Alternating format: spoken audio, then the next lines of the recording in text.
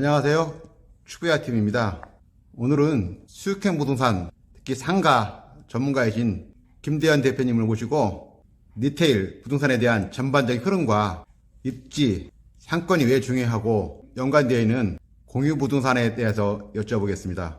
오늘 아주 물어볼 게 많네요. 안녕하세요, 김 대표님. 예, 안녕하세요. 네. 일단은 하시는 일과 회사 소개하고 좀 부탁드리겠습니다. 직장 생활 계속 하다가요. 네. 직장 생활 그만두고 저도 50대다 보니까 그 중개법인을 하나 만들었고요. 퇴사하고. 그리고 중개법인을 만들었지만 중개 일을 주로 하진 않고요. 지금 건물 매입해 갖고 셋업하는 MD 그다음에 일을 하다 보니까 자산운용사들하고 일을 하게 돼 가지고 부동산 하나 지금 매입해 가지고 개발하는 일을 하고 있습니다. 네. 김 대표님께서는 GS 점포개발팀에도 근무하셨고 지금도 상가 입점 또 관련 업무도 하고 계시고 하는데 구체적으로 GS 점포개발팀에서 했던 부분하고 지금 얘기를 좀 더 구체적으로 해줄 수 있을까요? 예.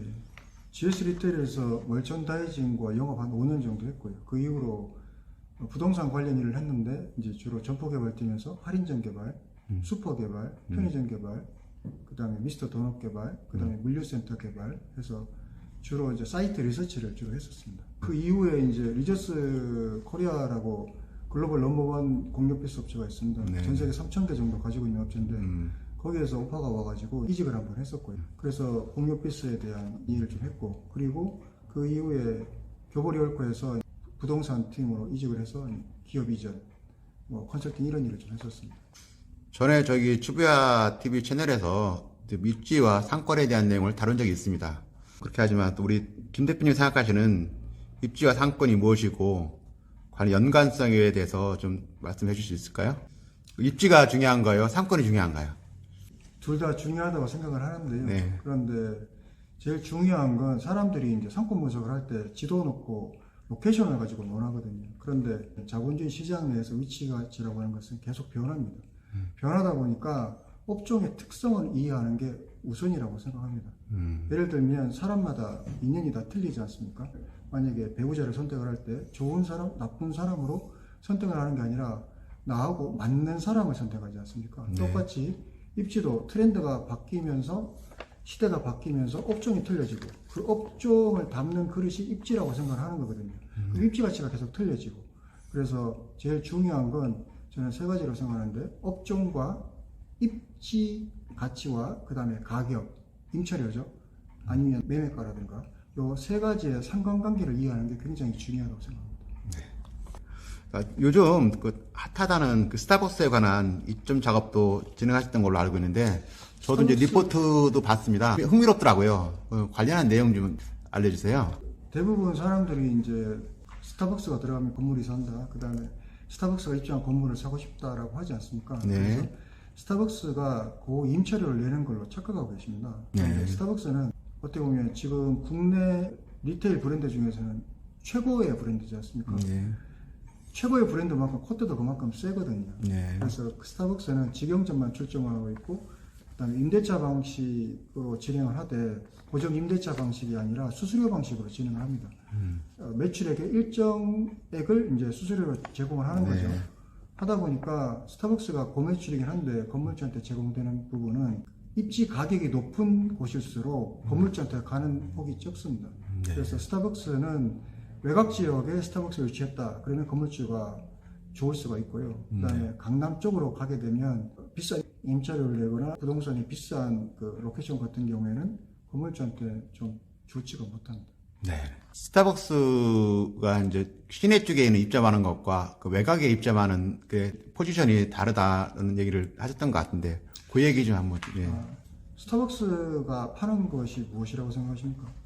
파는 거가 뭐 당연히 커피는 아니겠죠. 커피는 덤이고 문화라는 그런 얘기를 들었던 것 같은데. 예. 그렇죠. 그게 네. 다 제가 볼 때는 좀 오해에서 비롯됐는데 스타벅스가 파는 것은 시간과 공간입니다. 네.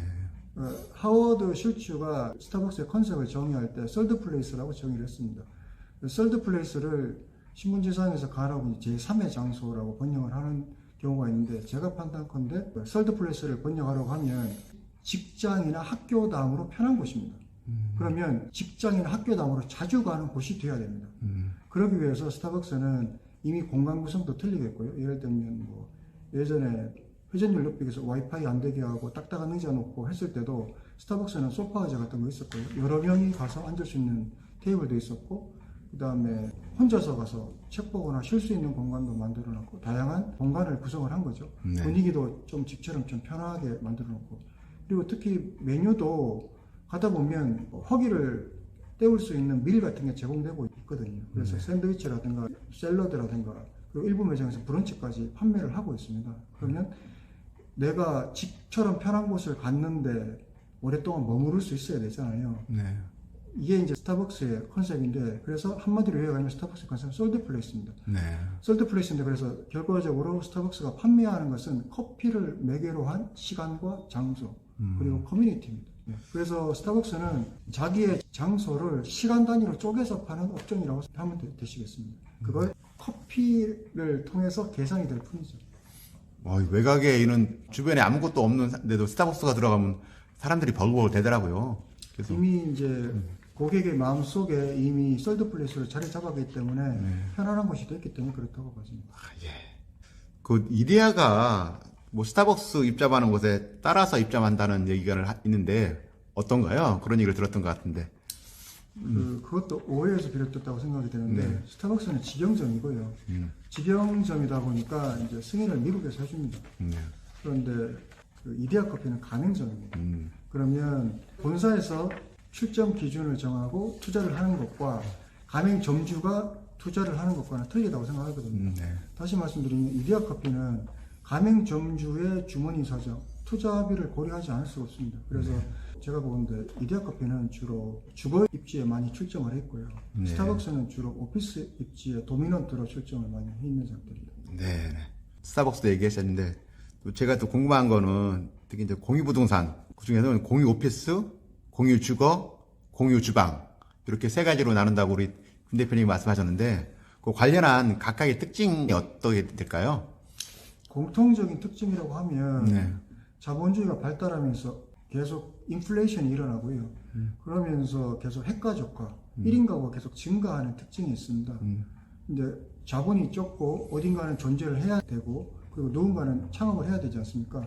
하다 보니까 키워드로 나온 것이 공유 경제이고요. 그래서 제가 봤을 때는 공유 경제로 가는 것이 자본주의가 너무 부풀려져서 그 방향으로 가기 때문에 좋은 현상은 아니라고 판단되집니다. 하지만은 지금 현재 시점에서 피할 수 없는 길이다라고 판단되지고요. 공유 오피스는 오피스 건물을 빌려가지고 쪼개가지고 소규모 임차인들한테 전대를 주는 형태지 않습니까? 공유 주방은 마찬가지로 저렴한 임차료로 임차를 한 다음에 안에 주방 시설을 만든 다음에 여러 브랜드를 입점시키는 그런 방식인 것이고, 공유 주거는 1인 가구 계속 증가하다 보니까 MZ 세대라고 하지 않습니까? 30대 직장인들까지는 커뮤니티가 있는, 그 다음에 시설이 괜찮은 곳에 주거를 하려고 합니다. 그런데 단기간 동안 오랫동안 머무는 것보다도 내가 기간을 선택해가지고 좀 유연하게 입점을 하고 싶은 니즈가 있지 않습니까? 입주를 하고 싶은 니즈가 있다 보니까 공유 주거도 뜨는 것 같습니다. 그래서 사람들의 눈높이는 계속 높아지고 있고, 그 다음에 부동산 가격이라든가 비용은 계속 증가하고 있기 때문에 어쩔 수 없이 효율성을 따지기 위해서 공유 부동산이 뜨고 있다, 이렇게 판단됐습니다. 그럼 공유 오피스, 뭐 공유 주거, 공유 주방을 말씀하셨는데 세 군데 현재 상태는 어떻습니까? 지금 어느 단계라고 보십니까? 지금 전 세계적으로 스마트폰이 나온 게 2000년대 중반해서 2005년 부근에서 이제 유행을 하기 시작했지 않습니까?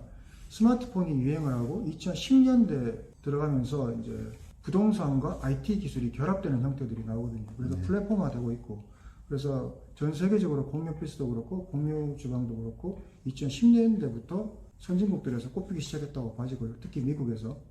그리고 우리나라는 사람들의 머리도 좋고 근면 성실하고 이런 열정이 있다 보니까 빠르게 이런 걸 따라잡고 포화시키고 있습니다. 그래서 제가 봤을 때 이미 이제 공유 오피스 같은 경우는 거의 포화라고 봐지고요.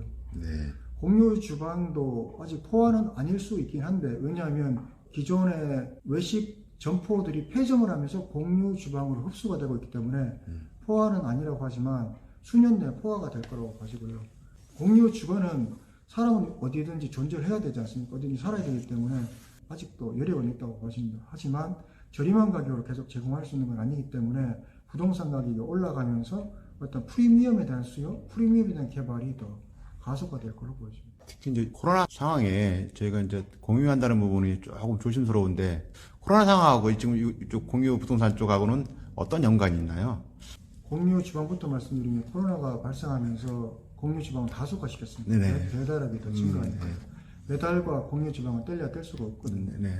폭발적으로 증가했고 그 다음에 공유 오피스 같은 경우에는 코로나 때문에 어떤 재택근무에 대한 니즈가 강해졌지 않습니까? 그런데 집에서 일을 하기가 쉽지가 않습니다. 하다 보니까 직주 근접에 근무를 할 수 있는 원격으로 컨트롤할 수 있는 형태가 나오는데 예를 들면 대표적인 사례가 집무실이라는 기업이 있는데 그런 사례로 봐지거든요. 그러면 그곳은 데스크가 있는 것이지 방이 있지는 않습니다.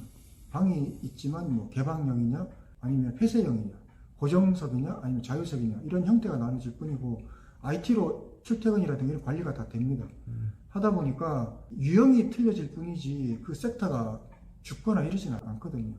누구든 어디에든 업무는 해야 되고 어디든 살아야 되지 않습니까? 형태가 변하는 거죠. 그리고 아까 공유주거 말씀드렸는데 공유주거도 쉐어하우스는 방을 공유해서 쓸 수 있지 않습니까? 그런데 지금의 공유주거라고 하면 방은 따로 쓰고요. 커뮤니티 공간을 같이 쓰는 거거든요. 하다 보니까 일반적인 아파트도 똑같지 않습니까? 그래서 제가 볼 때는 그 트렌드가 없어지거나 망하거나 이러지는 않을 거다라고. 네. 그러니까 좀 코로나 상황이니까 잠깐 이렇게 좀 주춤하거나 좀 이렇게 할 수 있지만 계속 그 방향은 계속 간다는 말씀이시죠? 네.